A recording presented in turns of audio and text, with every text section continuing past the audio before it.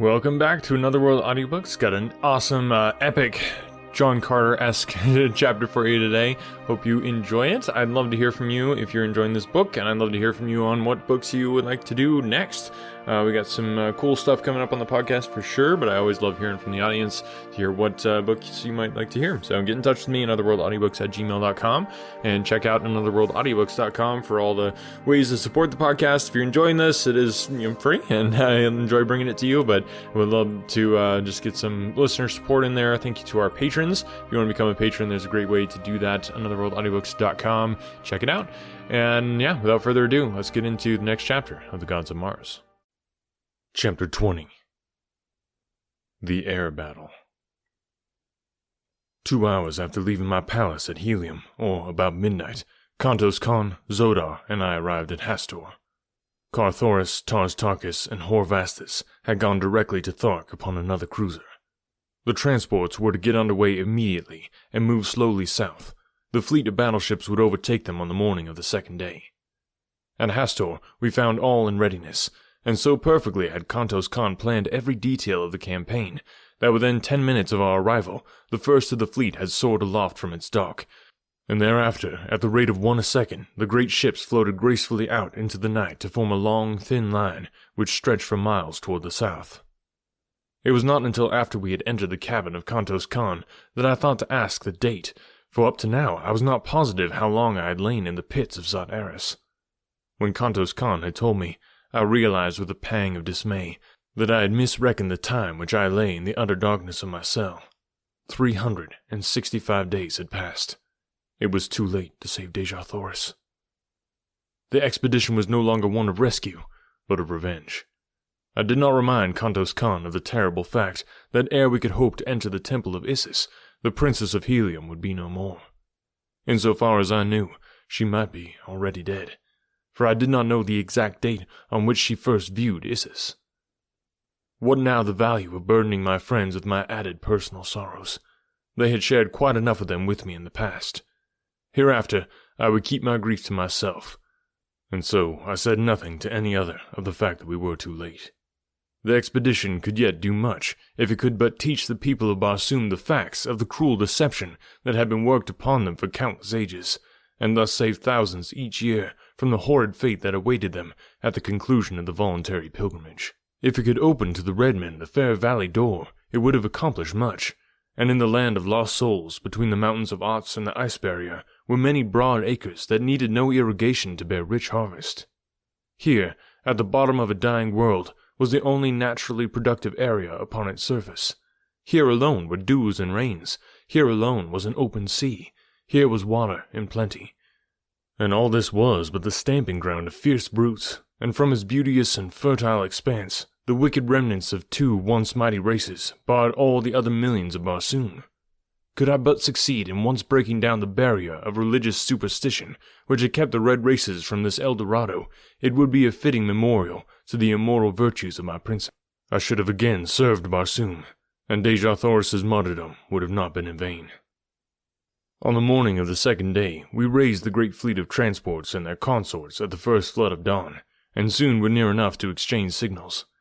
I may mention here that radio aerograms are seldom if ever used in wartime, or for the transmission of secret dispatches at any time, for as often as one nation discovers a new cipher or invents a new instrument for wireless purposes, its neighbor bends every effort until they are able to intercept and translate the messages. For so long a time has this gone on that practically every possibility of wireless communication has been exhausted, and no nation dares transmit dispatches of importance in this way. Tars Tarkas reported all well with the transports. The battleships passed through to take an advanced position, and the combined fleets moved slowly over the ice cap, hugging the surface closely to prevent detection by the Therns whose land we were approaching. Far in advance of all, a thin line of one-man air scouts protected us from surprise, and on either side they flanked us, while a smaller number brought up the rear some 20 miles behind the transports. In this formation, we had progressed towards the entrance to Omin for several hours, when one of our scouts returned from the front to report that the cone-like summit of the entrance was in sight. At almost the same instant, another scout from the left flank came racing toward the flagship. His very speed bespoke the importance of his information. Kantos Khan and I awaited him upon the little forward deck which corresponds with the bridge of earthly battleships. Scarcely had his tiny flyer come to rest upon the broad landing deck of the flagship ere he was bounding up the stairway to the deck where we stood. "A great fleet of battleships south-southeast, my prince," he cried. "There must be several thousands, and they are bearing down directly upon us." "The Thurn spies were not in the palace of John Carter for nothing," said Kantos Khan to me. "Your orders, Prince." "Dispatch 10 battleships to guard the entrance to Omin, with orders to let no hostile enter or leave the shaft. That will bottle up the great fleet of the Firstborn. Form the balance of the battleships into a great V, with the apex pointing directly south-southeast.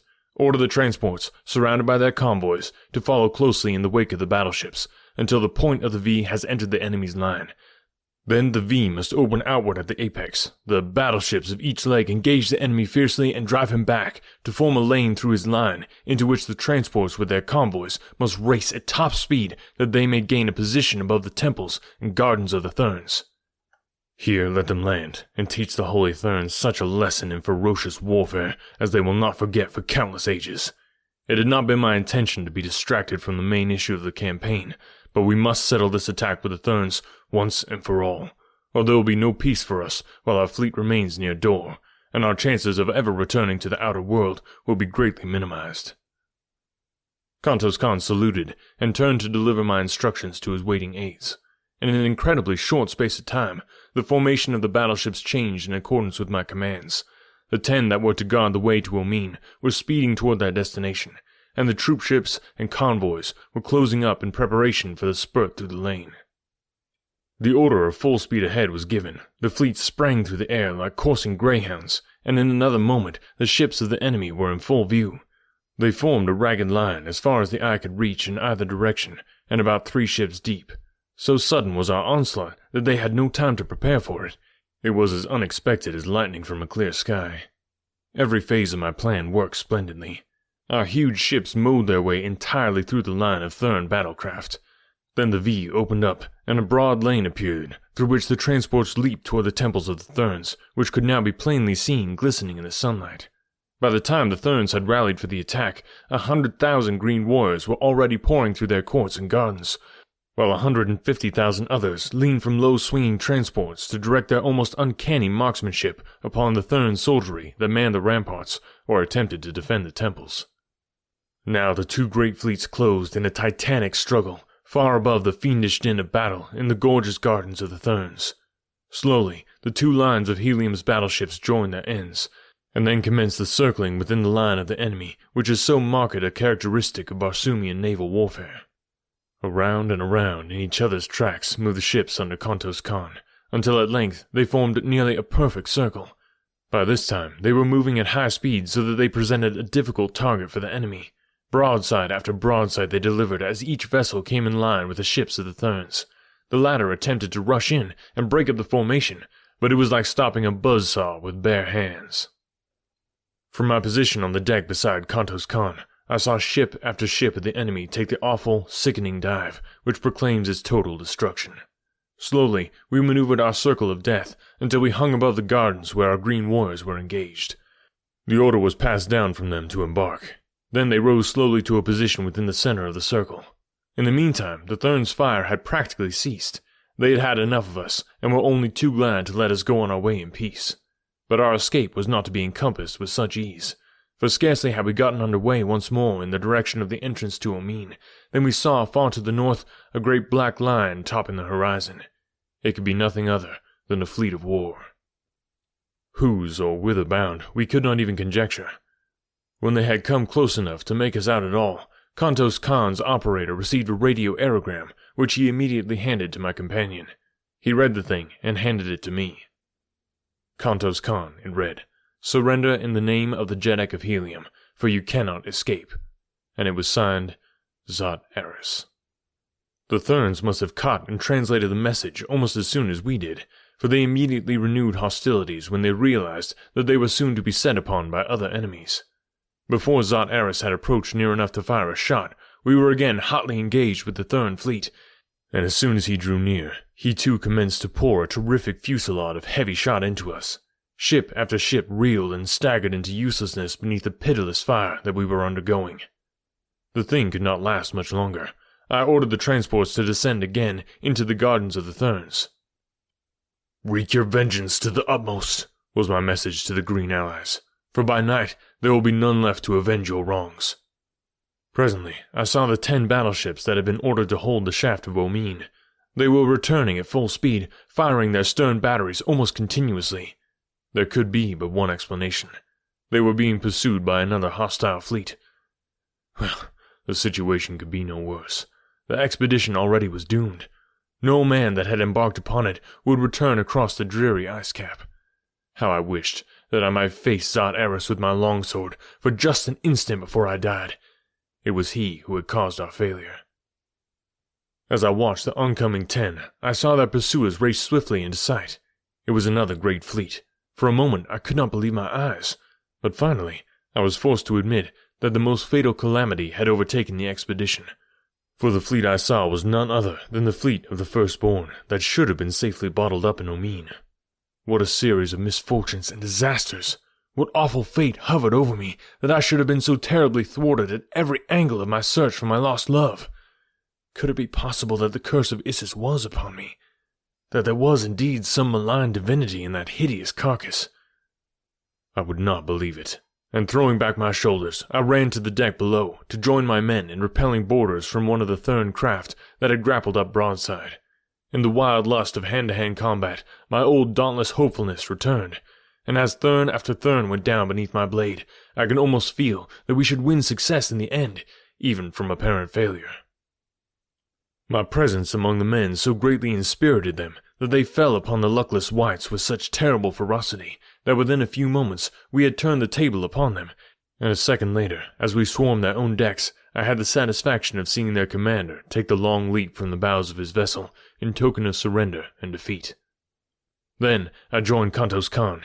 He had been watching what had taken place on the deck below, and it seemed to have given him a new thought. Immediately, he passed an order to one of his officers, and presently the colors of the Prince of Helium broke from every point of the flagship.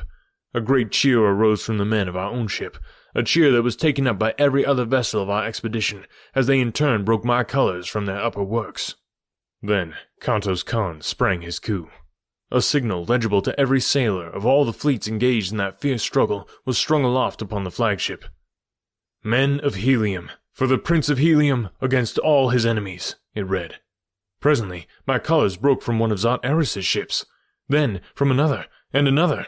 On some we could see fierce battles waging between the Zodangan soldiery and the Heliumetic crews, but eventually the colors of the Prince of Helium floated above every ship that had followed Zot Eris upon our trail.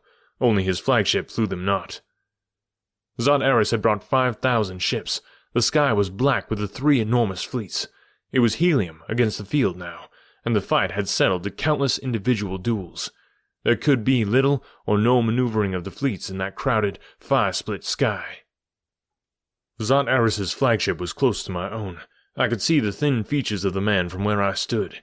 His Zodangan crew was pouring broadside after broadside into us, and we were returning their fire with equal ferocity. Closer and closer came the 2 vessels, until but a few yards intervened. Grapplers and boarders lined the contiguous rails of each. We were preparing for the death struggle with our hated enemy. There was but a yard between the 2 mighty ships as the first grappling hooks were hurled. I rushed to the deck to be with my men as they boarded. Just as the vessels came together with a slight shock, I forced my way through the lines and was the first to spring to the deck of Zot Eris's ship. After me poured a yelling, cheering, cursing throng of Helium's best fighting men. Nothing could withstand them in the fever of battle lust which enthralled them. Down with the Zodangans before that surging tide of war, and as my men cleared the lower decks, I sprang to the forward deck where stood Zot Eris. "You are my prisoner, Zot Eris," I cried. "Yield, and you shall have quarter." For a moment, I could not tell whether he contemplated acceding to my demand, or facing me with drawn sword. For an instant he stood hesitating, and then, throwing down his arms, he turned and rushed to the opposite side of the deck. Before I could overtake him, he had sprung to the rail, and hurled himself, head foremost, into the awful depths below. And thus came Zot Eris, Jed of Zodanga, to his end. On and on went that strange battle, The Therns and Blacks had not combined against us. Wherever Thern ship met ship of the Firstborn was a battle royale, and in this I thought I saw our salvation. Whenever messages could be passed between us that could not be intercepted by our enemies, I passed the word that all our vessels were to withdraw from the fight as rapidly as possible, taking a position to the west and south of the combatants. I also sent an air scout to the fighting Greenmen in the gardens below to re-embark, and to the transports to join us. My commanders were further instructed that when engaged with an enemy, to draw him as rapidly as possible toward a ship of his hereditary foeman, and by careful maneuvering to force the two to engage, thus leaving himself free to withdraw. This stratagem worked to perfection, and just before the sun went down, I had the satisfaction of seeing all that was left of my once mighty fleet gathered nearly 20 miles southwest of the still terrific battle between the Blacks and Whites. I now transferred Zodar to another battleship, and sent him with all the transports and 5,000 battleships directly overhead to the Temple of Isis.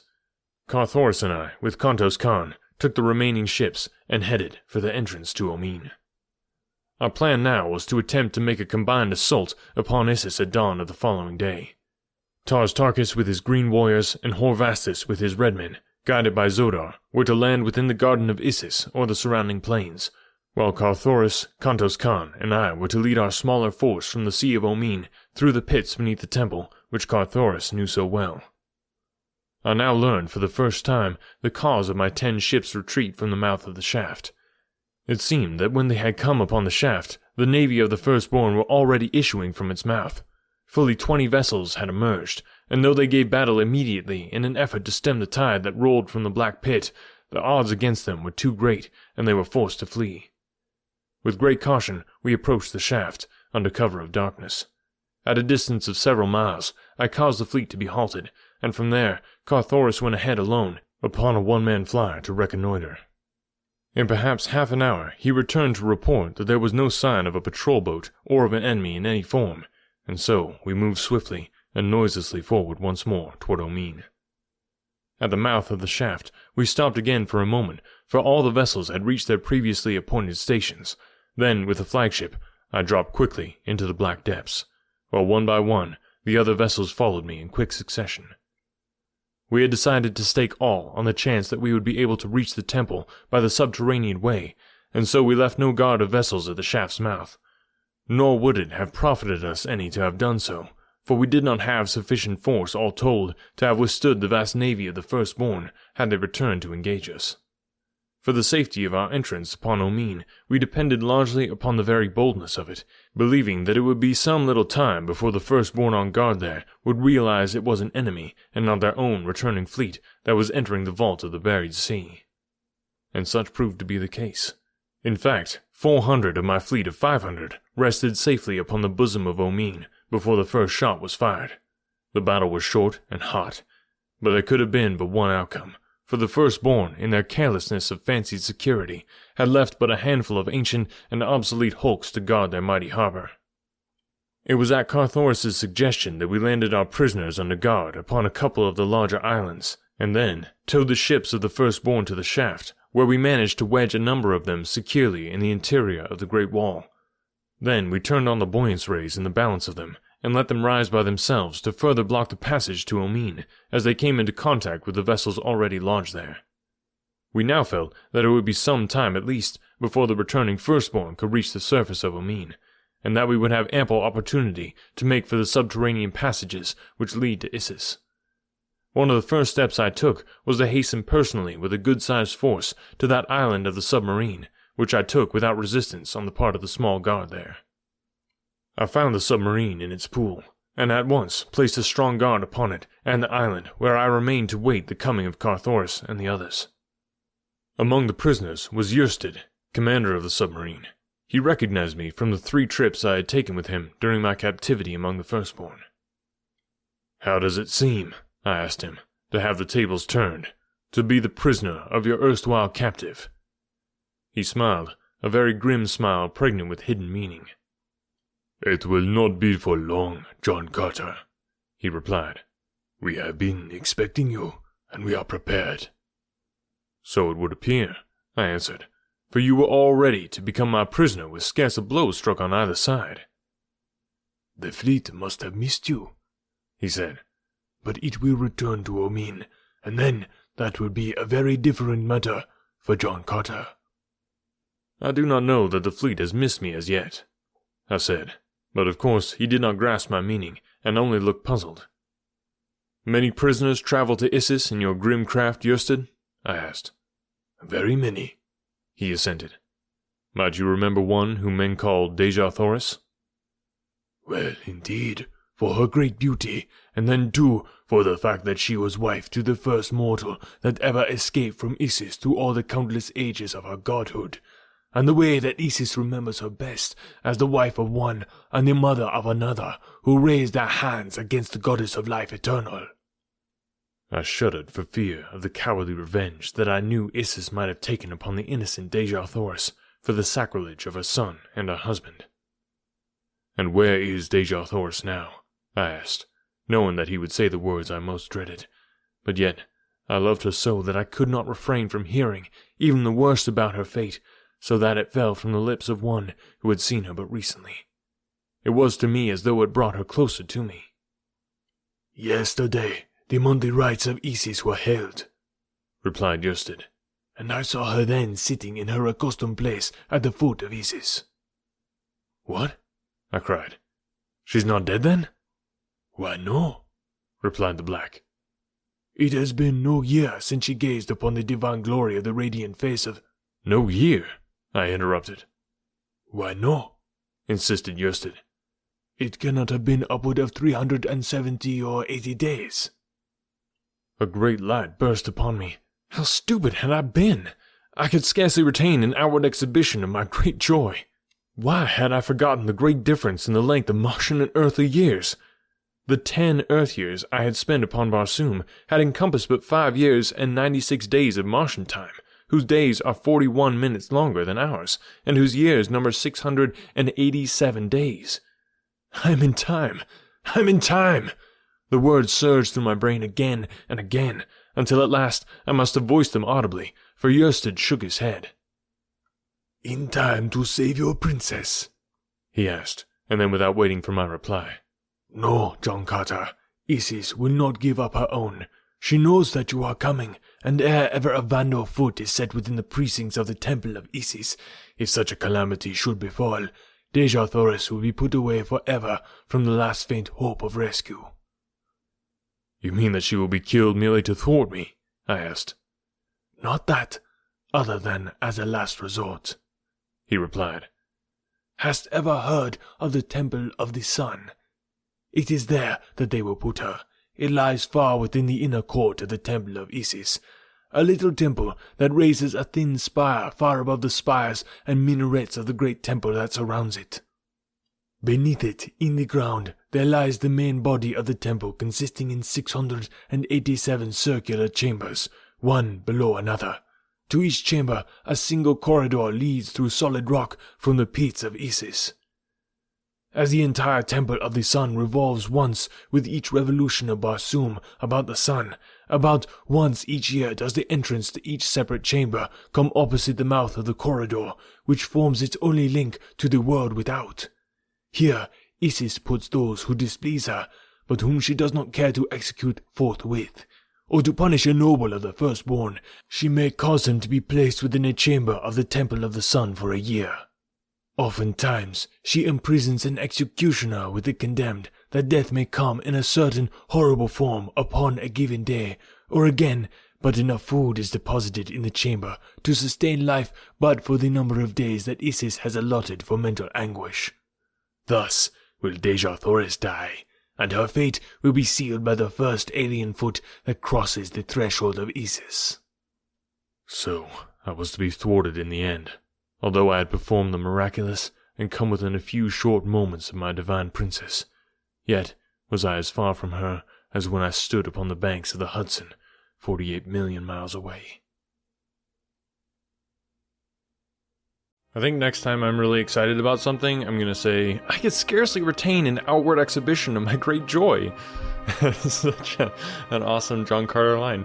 Thanks, guys, for listening today. I hope you enjoyed it. If you did, please leave a review of the podcast and then shoot me a screenshot of it. Maybe post it on social media. Let other people know that you're liking the podcast and you're enjoying listening to it. We are coming up on 300 episodes, which is pretty crazy. So, yeah, go ahead and make sure that you share the podcast with other people that you know that might enjoy a free audiobook. That's what it's all about. All right, we'll talk to you next week.